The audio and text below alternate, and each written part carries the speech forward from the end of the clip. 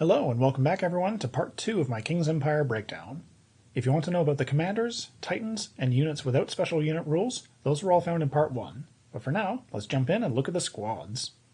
The Infiltrators are the Empire's cheapest squad at 5 script for 3 80mm fire teams with 3 models each.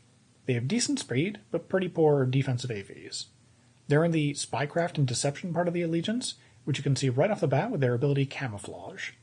This has them deploy earlier than usual in the scouting step, but they can go anywhere other than your opponent's deployment zone if you do this. Their missile action, Pistols, is decent for the cost, with a suited trigger for extra strength. If you manage to flip them to Glory, that trigger becomes built in for cheap strength 3 hits, and they get another trigger to take extra Confuse actions. Confuse is probably the action you're going to take more often, if for no other reason than it's got longer range. This forces your opponent to discard a token, and then gain a token of your choice. This can be great denial, getting rid of a lot of enemy tokens quite easily. Lastly, in Glory they get another morale action, Place Mines, to create hazardous 3 low terrain nearby and potentially move away after 2. This can make pathways the enemy would normally want to take into very scary parts of the board. Next up, we have the King's Empire's defensive squad, the South Wales Borderers. They cost 6 script for 2 100mm fire teams with 5 models each. They also have Reserves 1, so when they reinforce, they get 3 models back.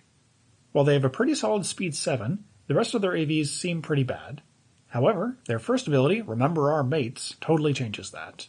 This gives any of their fire teams that aren't sitting on the full 5 models +2 and a ram to all of their AVs. The ram only matters for their melee action, but +2 AV suddenly makes them faster, harder to kill, and much more threatening. If you choose to attach John Watson to them, he always benefits from this too.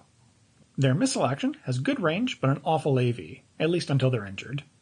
This lets them interact with the enemy even while they're playing bodyguard for your commanders. Where they really thrive is in melee.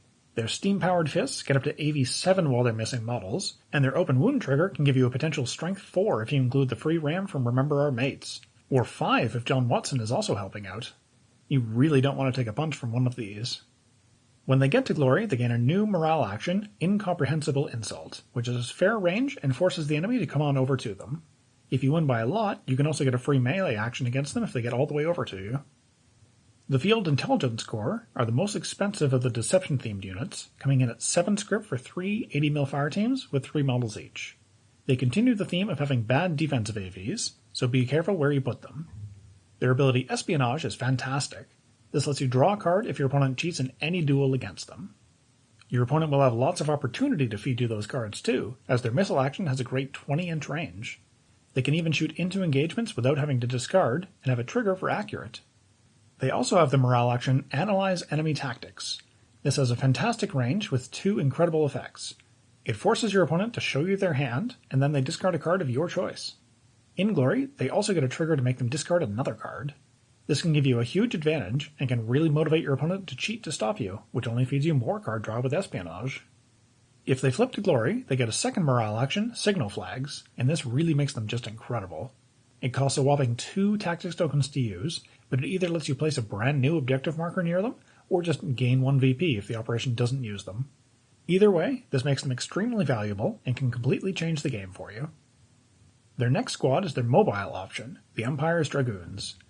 They cost 8 script for 2 120mm fire teams with 3 models each. Their speed is fantastic, and their defensive AVs are pretty good too.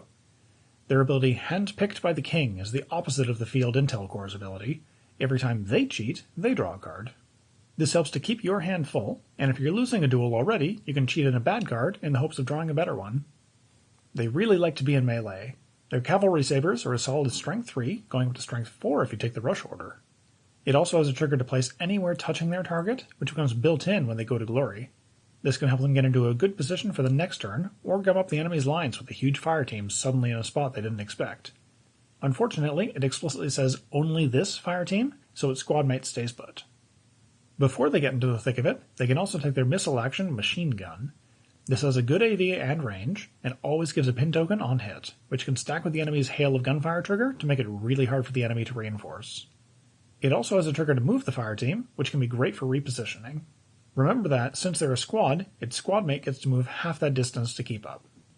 When they're in Glory, they get 2 new abilities. The first, Furious Charge, lets them rush even while engaged, and gives them an Inspired token for every living fire team when they take that order. This lets them always benefit from Strength 4 in melee. Plus, if they take John Watson for a third fire team in their unit, they can get a ton of Inspired tokens for free. Just be careful about doing that, since you have to keep him in cohesion, which can drag down the unit's effective speed. Their last ability is Unstoppable Momentum, which always lets them disengage without getting hit for it, letting them reposition and choose new targets without worry. Overall, they're a good speedy unit for grabbing objectives and harassing the enemy's lines. At the same cost of 8 scrip, the Grenadiers are the King's Empire's flexible unit. They're a squad of 3 80mm fire teams with 3 models each and poor to average defensive AVs. Their ability Prepared for the Worst helps with that though, as they never take damage from hazardous terrain, and you draw a card anytime one of their fire teams is killed. They have 2 missile actions, both amazing, that are meant for very different targets. The first is their Grenade Launcher, which has decent AV, good range, and solid Strength 3, and built-in area. It also has a trigger to gain Piercing, and another, while in Glory, to take the action again. This is great for clearing out zones with bunched up enemy fire teams. Their other missile action is Rocket Grenade, and is their anti-armor weapon. This has a bad AV and fair range, but an amazing Strength 5 and built-in Piercing. Plus, when they're in Glory, it gets a trigger to force any assets damaged by the attack to be fully discarded.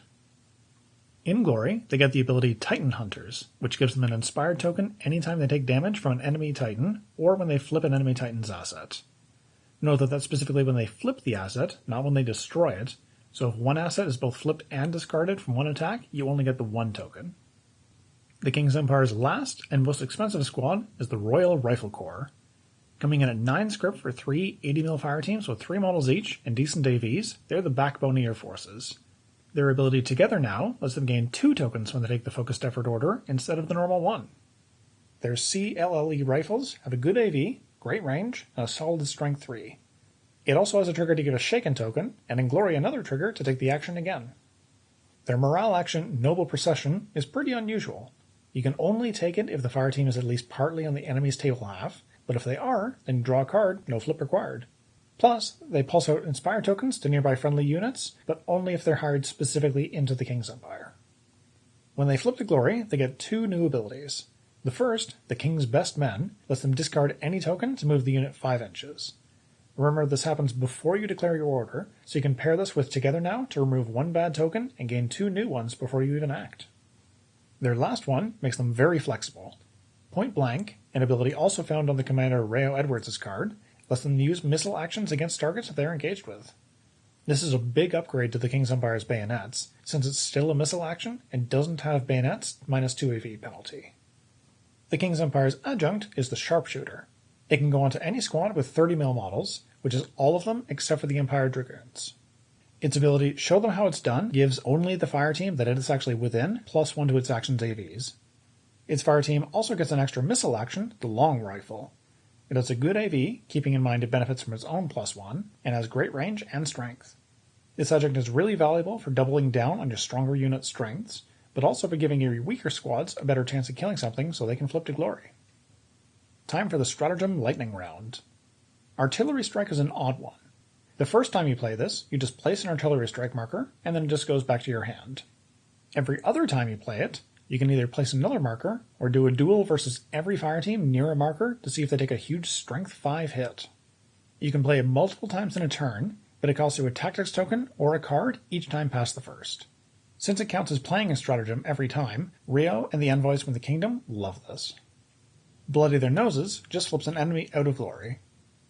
Capture the Flag moves an objective marker 5 inches, and if it ends touching a friendly unit, they flip to Glory. False Flag Operation is their expensive one. It lets you activate an enemy squad, treating it like your own unit.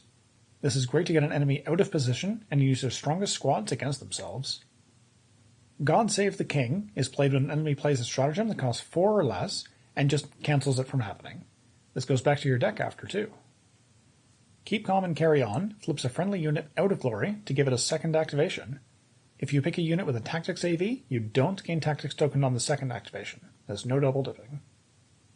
Overwatch lets you take an action against whoever your opponent just activated, and if you succeed, then you keep it in your hand. Keep in mind you still need to do the normal activation requirements, like having them in line of sight and range if the action requires it. Lastly, Perfect Accuracy lets a friendly squad fire team take a free missile action at infinite range and against the powerful shot trigger to boost its strength. You can discard a card to keep the stratagem in your hand after too. So that's the entire allegiance covered.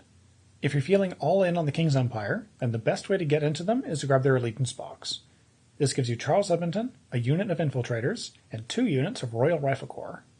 This lets you easily make up a 1-commander company just with what's in the box when you give Charles some assets, like the quick list I've put up on screen now.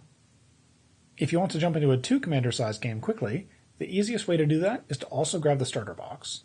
This lets you add Sonya and a unit each of Gatling Gunners and Guild Mages. You'll need to grab 1 more unit to max out your script, and I would suggest the South Wales Borderers for a defensive line. With just those 3 boxes, you can make the quick list I have up on the screen now. This list doesn't have a lot of speed, and it isn't benefiting from too much of the deception side of the allegiance, but it has some solid firepower behind it. If you'd prefer to go up to a 2-commander game staying entirely in the Empire, you could pick up a bunch of the other units to make a more varied list. I certainly can't promise it's an amazing list, but I've put up a general one on screen now. This includes Maggie for your 2nd commander, an artillery team for anti-armor, Field Intel Corps for everything they bring, 2 Motor Scouts for speed, and South Wales Borderers to bodyguard your commanders. However, there's really no reason to limit your hiring pools to be entirely from the one allegiance, and really you should always have an envoy if for no other reason than just to make your opponents wonder what you'll hire. Don't forget that for your allies, that's Abyssinia and the 3 Kingdoms, you need to take their dual allegiance commanders, and you can only hire their squads. But for syndicates, like the Guild, their commander is optional, and you can hire any of their units. From Abyssinia, the standout hires are of course the Mechanized Infantry and the Steel Legion. This is because they bring more Titans for Casta to play with, and they help fill out some of the more elite end of the squads, which the King's Empire doesn't have a lot of. Electrocutioners also help fill in that elite gap the Empire is missing, but they don't get their prototype assets as an envoy, so they're missing a chunk of their power. If you're bringing them, it's likely for their 1.21 gigawatts action to pulse out damage to nearby enemies, which does have its place. Frontrunners are pretty nice when they get to glory, with their lead the way, but generally are just outdone by the Empire's guns. Mihal Safari are kind of the Royal Rifle Corps' more defensive-oriented siblings. There's maybe an argument for bringing them, but I'm not sure they're not better than just hiring another Rifle Corps into the Empire. I don't think there's an argument for Basotho Cavalry, since the Empire already has a smaller version in the Motor Scout, and if you bring 2 of those, then it's the same cost as the Cavalry, but can actually spread out. On the 3 Kingdoms side, I think the Chinese Labor Corps are the unit you want the most. They're cheap and support, both things that the Empire generally lacks. Ninjas are pretty good hires too. They're good objective runners with some strong defensive tech that helps them stay alive longer than our poor little Motor Scout. The last of their units that I feel I can confidently say have a place are the Samurai. Not for their gun, nobody's out shooting the Empire, but for their ability to destroy high armor in melee. The units I don't think I can really recommend bringing into the Empire are the defensive, and especially the melee units. Ideally, you'll be killing things before they get to you, and if you do, well, that's what the South Wales Borderers are for.